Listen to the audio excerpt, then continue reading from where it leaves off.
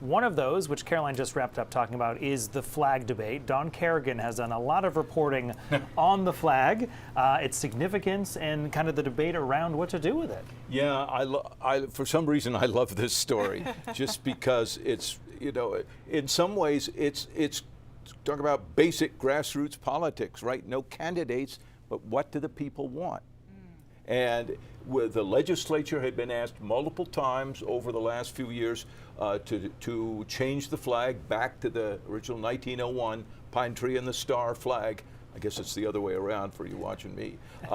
And it never passed until a year ago when the legislature approved it, and it would go out to voters. So I did a couple of stories for 207 on this, and as we know, I should have brought my props. I've got two different hats of the two different designs of the pine tree and star flag, because one the one that has a more modern looking tree and one a very realistic looking tree. We have wardrobe working on it, We've got Don. visual aids coming. Wardrobe is on So, it. all right. So we've got these two, right? And arguably, this design, done by a company in Portland, Maine Flag Company, is really what prompted the push in the legislature for the referendum. A company in Skowhegan makes this one, which is much more like the original 1901 flag. And of course, now the Secretary of State got another design done that is the one being proposed to replace, if voters choose to replace the current state flag. But what was most interesting to me, other than learning more about flags in general, was that the leaders of the two companies that make these two different flag designs both told me, this is back in the spring, they'd like to keep the flag as it is. Even though they're making those. Even though they're making those, because they don't want people to be forced to choose one of their designs. They don't want to have one of their designs no longer be acceptable, right? because it gets changed. Because they're both doing great sales on these. I think so. You see them everywhere. People love them. They've got flags and all of that. So it's going to be really interesting. I've heard several voters say to me, no, let's keep it like it is. We know there are people who like the pine tree and star design, but do they want to actually make a change?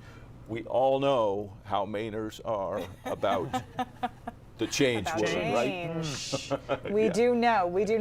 We also want to talk to you about some of the leaders in the State House and what's happening here tonight.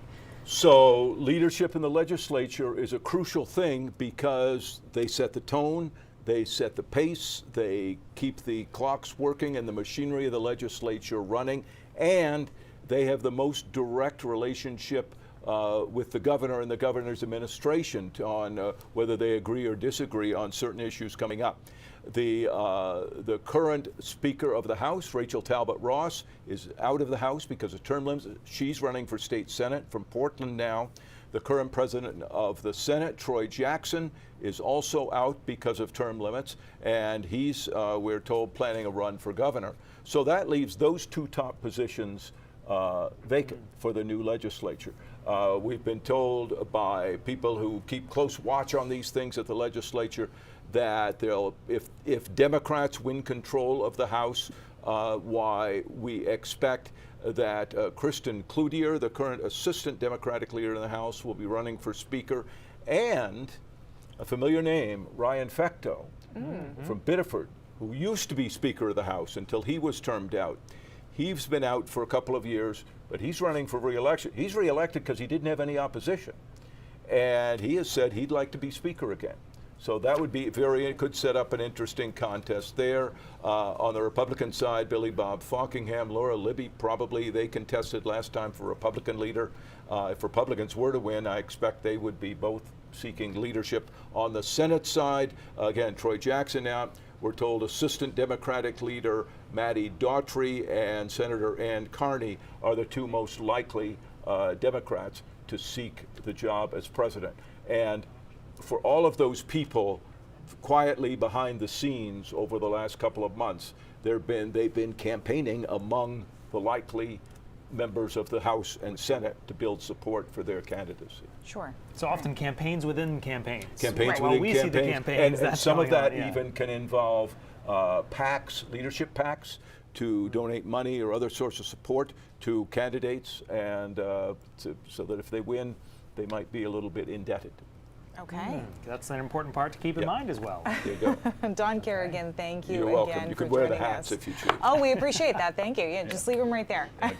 Thanks, Don, Don. thanks.